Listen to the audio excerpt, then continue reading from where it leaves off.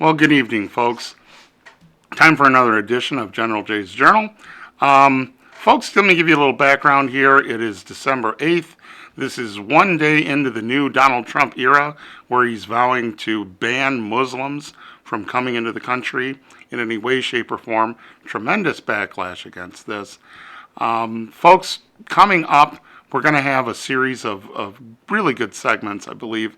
But tonight I just want to speak to you a little bit off the cuff, some of the impressions that I guess I've just had with this whole situation recently with the shooting in San Bernadino and so on and so forth.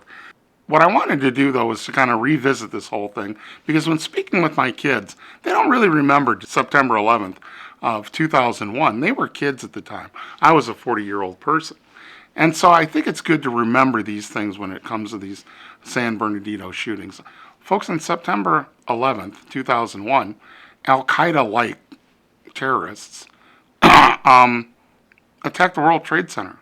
And at that point, we kind of realized that, wow, the world's all different, that there are these poisonous ideologies that are out there that really mean to do us harm.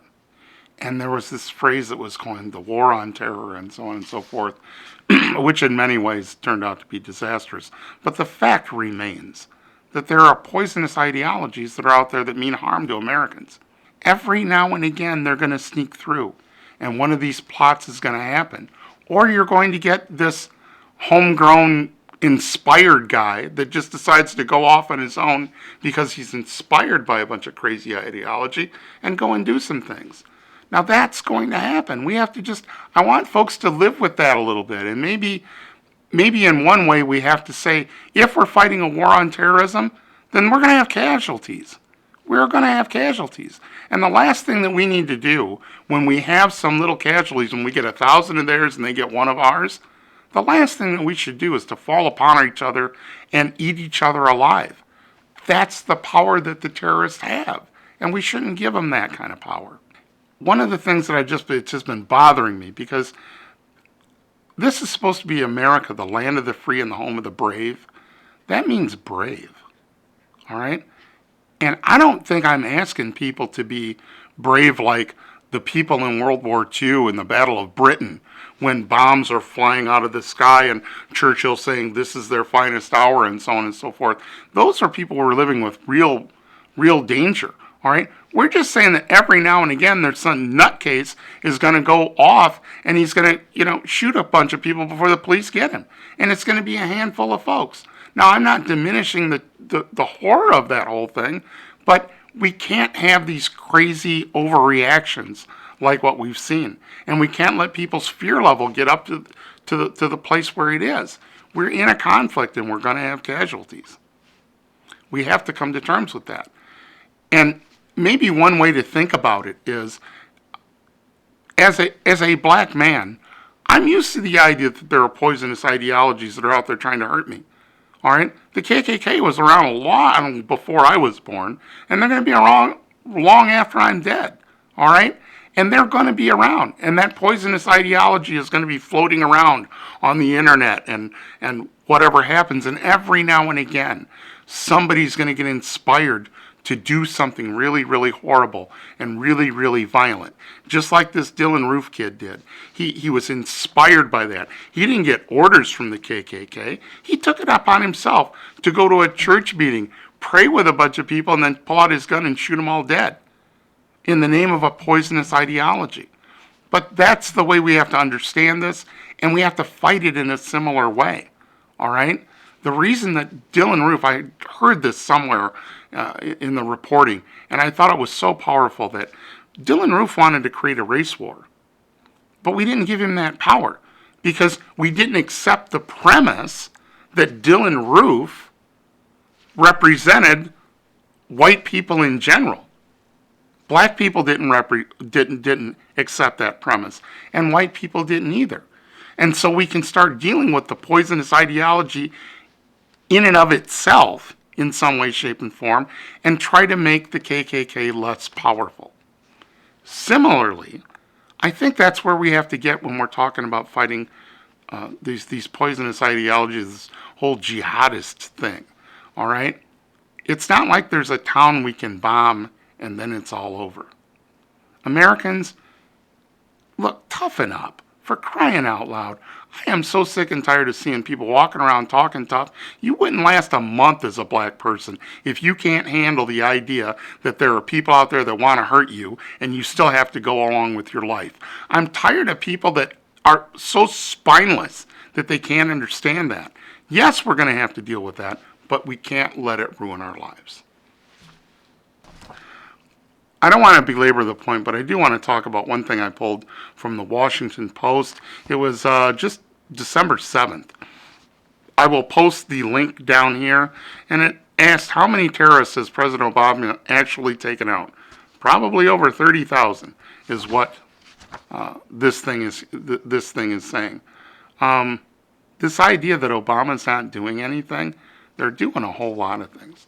They're dropping bombs all over the place. Anywhere where somebody's jumping up saying, hello, I'm a terrorist type, I'm a jihadist, you're putting a, your days are numbered on earth when you do that. So let's not act like he's not doing anything.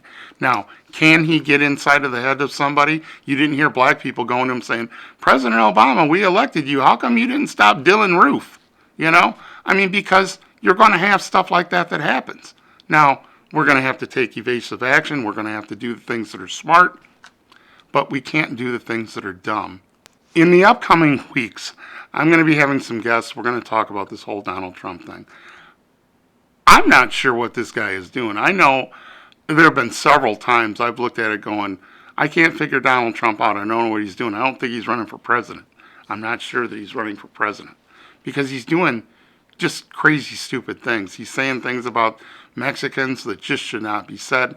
He's posting statistics about blacks killing, 80% of the murders, 80% of the white people have been murdered by blacks or something stupid like that, which is just a false statistic, as well as these crazy statistics that he's talking about Muslims.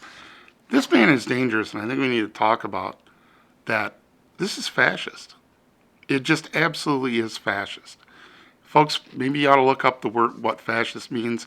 It's not quite like socialist is something you can understand because there's an economic understanding that is behind it.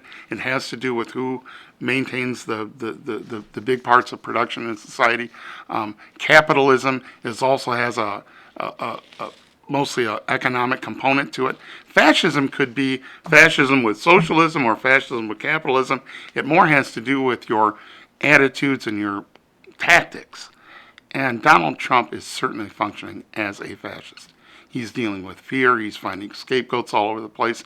He is creating this us against us mentality, basically. He's framing it as us against them, but it really is us against us. I want to end this by just talking about a couple of things here. We got to put this whole thing into context, this idea of jihadi terrorists and so on and so forth. There are lots of things that are far more deadly in terms of how many people does it kill during a year than jihadi terrorists, especially if you're in America, living in America. Folks, heart disease, let's put this in context. If you're an American, this is the most likely thing that's going to kill you. According to the Centers for Disease Control, which keeps track of such morbid things, heart disease kills somewhere around 400,000 Americans a year. Every year. 400,000 Americans every single year. So let's keep this into perspective and let's not rip our whole societies apart over things like this. For that matter, right-wing hostility has killed far more people than jihadi terrorists. But you don't see us deciding we're not going to let white people into the country until we get this thing figured out. Nobody's talking crazy talk like that. And if you want to know if something that is said is racist or just common sense, substitute the word white people for Muslim and then see if it makes sense to you. If it does, then it might not be racist. But if it doesn't make sense to you, there's a very strong possibility that what you're talking about is racist. Something to think about. We'll talk to you later. See you next time on General Jay's Journal. Remember, it's your democracy, use it or lose it.